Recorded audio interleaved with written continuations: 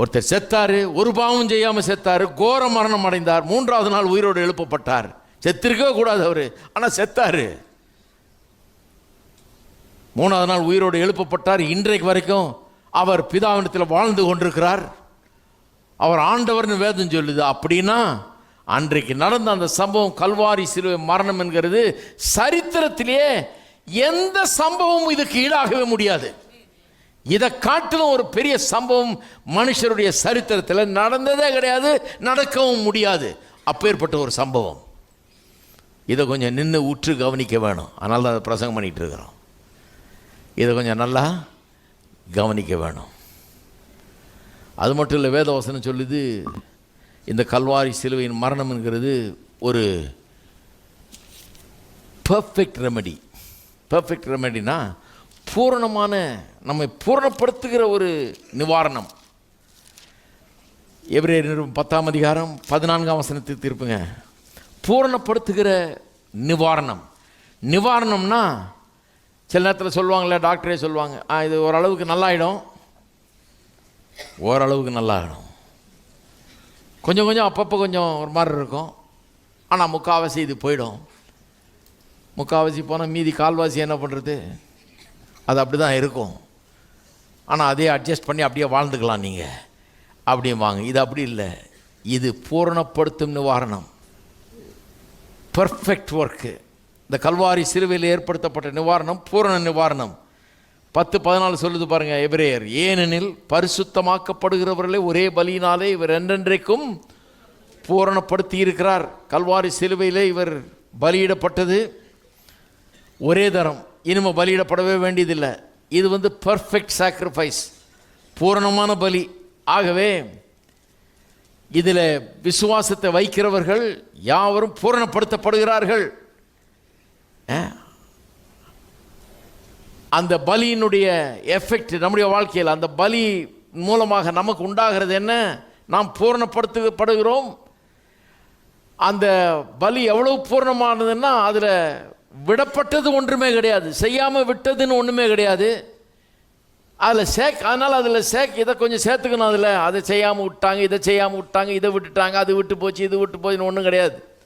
அதிலிருந்து எதையும் எடுக்கவும் வேண்டியதில்லை, சேர்க்கவும் வேண்டியதில்லை. அது பர்ஃபெக்ட் ரெமடி என்று வேதவசனம் நமக்கு போதிக்கிறத மாற்றவே வேண்டியதில்லை. அப்போ கல்வாரி சிலுவையில் என்னைக்கு அவர் மரித்தாரோ அன்றைக்கே பர்ஃபெக்ட் ரெமடியை உண்டாக்கிட்டார். எல்லாம் சொல்லுங்கள் பர்ஃபெக்ட். பர்ஃபெக்ட்ன்றது இங்கிலீஷே தெரியாதவங்களுக்கு கூட வழங்கும் இல்லையா? பர்ஃபெக்ட், பர்ஃபெக்ட்னா எந்த குறையும் இல்லை, பர்ஃபெக்டாக செஞ்சு முடிச்சிட்டார். எனக்கு செய்ய வேண்டியதெல்லாம் பண்ணுறேன், எதுவும் பாக்கி வைக்கல. ஐயோ இதை விட்டாருங்க, ஒரு சின்ன ஐட்டம் இதை விட்டார், இதை கொஞ்சம் சேர்க்கணும், கிடையாது, ஒன்றும் சேர்க்கவும் வேண்டியதில்லை, எடுக்கவும் வேண்டியதில்லை. இந்த பர்ஃபெக்ட், பர்ஃபெக்ட் ரெமடி, பூரண நிவாரணம். ஒன்று கூட விடப்படவில்லை, ஒரு காரியம் கூட மறக்கலை, எல்லாத்தையும் பண்ணி முடிச்சிட்டாரு. அந்த நிவாரணம் கொடுக்குற எல்லா பலன்களையும் நான் பெற்று அனுபவிக்கிறது தான் பர்ஃபெக்டாக இல்லை. ஏன்னா நான் மனுஷன், நான் இதிலேயே பிறந்து வளர்ந்தவன் பாருங்கள், எவ்வளோ நிவாரணம்லாம் எனக்கு தெரியாது இதெல்லாம் இருக்குதுன்னு. நிறைய பேர் எனக்கு என்ன சொல்லிட்டாங்க, நீ செத்து மோட்சம் போனால் நல்லா இருப்ப, இப்போ இப்படி தான் இருப்ப, இப்போ கஞ்சி தான் குடிச்சிட்டு இருக்கணும், இப்போ பால் தேன் அதெல்லாம் பேசக்கூடாது, இப்போ என்ன கஞ்சிக்கு லாட்ரி, அதுதான் இப்போ வாழ்க்கை. நீ பரலோகம் செத்து பரலோகம் போனினா அப்போ உனக்கு நல்ல வாழ்க்கை உண்டாகணும். நானும் எத்தனையோ வருஷம் நம்பிட்டேன் அது. அதனால் எங்களுக்கெல்லாம் சாகிறது தான் ரொம்ப மெயினான ஐட்டம். ஏன்னா நம்ம செத்தவொன்னே தான் நல்ல வாழ்க்கை உண்டாக போகுது. அப்போ நல்ல வாழ்க்கை வேணான்னு யார் சொல்லுவா? அதனால் எங்கள் ஆளுங்கள்லாம் என்ன பண்ணாங்க, ஒரு 40-50 வயசு ஆனோடனே ஆண்டவரே நான் ரெடி, நான் ரெடி, நான் ரெடின்னு சொல்ல ஆரம்பிச்சிட்டோம். எப்படா எடுத்துக்குவார்? போதும் எடுத்துக்கோ ஆண்டவரே, நான் ஆயத்தமாக இருக்கிறேன். அப்புறம் நான் மற்றவங்களையும் விடுறதில்லை, நாங்கள் நீ ஆயத்தமா, இதை தான் கேட்டுன்னு இருந்தோம் நாங்கள். ஏன்னா நம்ம செத்தாதான் இந்த இதுக்கெல்லாம் விமோச்சனம் உண்டாக போகுதுன்னு. அப்புறம் ஒரு நாள் நான் கண்டுபிடிச்சேன் பாருங்க, இதெல்லாம் ஒருத்தர் எனக்கு சொல்லி கொடுத்தாரு. அப்பா நீ சாக வேணாம், அவர் செத்தாரு. நற்செய்தி என்ன உங்க சாவா? கிடையாது. நற்செய்தி வந்து அவருடைய சாவு. அவர் செத்தாரு, ஏன் செத்தாரு, எப்படி செத்தாரு, அவருடைய சாவு எனக்கு எப்படி ஜீவனை உண்டாக்கி இருக்கிறது, அவருடைய மரணம் என்னை எப்படி ரட்சிக்கிறது, என்னை எப்படி விடுவிக்கிறது பாவத்தின் வல்லமையிலிருந்து என்கிறது தான் அங்கே பாயிண்ட்டு. அப்போ அவர் செத்து எனக்கு புது வாழ்வை உண்டாக்கி இருக்கிறாரு.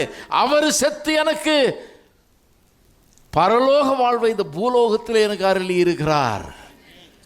பரலோகத்தின் முன் ருசியை நான் அந்த பூலோகத்திலே நான் அனுபவிக்க முடியும். எல்லாமே பரலோகம் பரலோகம்னு சொல்லக்கூடாது. பாருங்கள், வேதம் க்ளீனாக சொல்லுது, அதனை முன் ருசியை இங்கே அனுபவிக்கலாம். எல்லாம் அங்கே செத்த பிறகு வந்த பிறகு தான் கிடைக்கணும்னு சொன்னாரா? கிடையாது. இங்கேயும் அனுபவிக்க விடுறாரு, அங்கேயும் இன்னும் பூரணமாக அதை அனுபவிப்போம். அதுதான் வேதவசனத்தின் சத்தியம். சரி, ஆனால் இதை அறிந்து கொள்றதுக்கு கொஞ்சம் நேரம் ஆகிடுது. அதனால் பூரணமாக பர்ஃபெக்டாக அவர் எல்லாத்தையும் செஞ்சு முடிச்சிருந்தா கூட நான் அவ்வளோ பர்ஃபெக்டாக அதை அனுபவிக்கிறது கிடையாது. நான் இன்னும் அல்லல் பட்டுக்கிட்டு இருக்கிறேன் நிறைய நேரத்தில். ஏன்னா இதெல்லாம் அறிஞ்சிக்கிட்டு, இதை புரிஞ்சுக்கிட்டு, என் வாயை சரி பண்ணி, என் மனசை சரி பண்ணி, நான் தான் சொன்னேன் இல்லையா, ரத்தம் சிந்தப்பட்டுருச்சு வசனம் சொல்லுது, ஆனால் எனக்கு அறிவு வரல. எனக்கு அறிவு வர்றது கொஞ்சம் நாள் ஆகுது. எத்தனை பேர் சொல்கிறீங்க ஆமேன்னு? சிலர்லாம் எல்லாம் 100% அறிவு வந்துட்டா மாதிரி வந்துருக்கீங்க. எனக்கு வர்றது கொஞ்சம் நாள் ஆகுது. நான் போய் கேட்டு கேட்டு கேட்டு, அட அப்படியா, அட கடவுளை, இதை விட்டுட்டோமே, நம்ம இதை இவ்வளோ நாள் நம்பவே இல்லையே அப்படின்னு சொல்லி எனக்கு அறிவு வர்றது கொஞ்சம் நாள் ஆகுது. ரெமெடி பர்ஃபெக்டாக உண்டு பண்ணிட்டா கூட எனக்கு அதிலிருந்து வர்ற சுகம் வந்து கொஞ்சம் கொஞ்சமாக தான் வருது. எனக்கு வர்ற வாழ்வு வந்து கொஞ்சம் கொஞ்சமாக தான் நான் பெற்றுக்கொள்ள முடிகிறது. அறிஞ்சு அறிஞ்சு அறிஞ்சு அந்த ரத்தம் என்ன செய்திருக்கிறது என்று வார்த்தை என்ன சொல்லுகிறதோ அதையெல்லாம் நான் சொல்ல ஆரம்பித்து அதை எடுக்க ஆரம்பிக்கிறேன், சொந்தமாக்கி கொள்ள ஆரம்பிக்கிறேன். இருக்கீங்களா?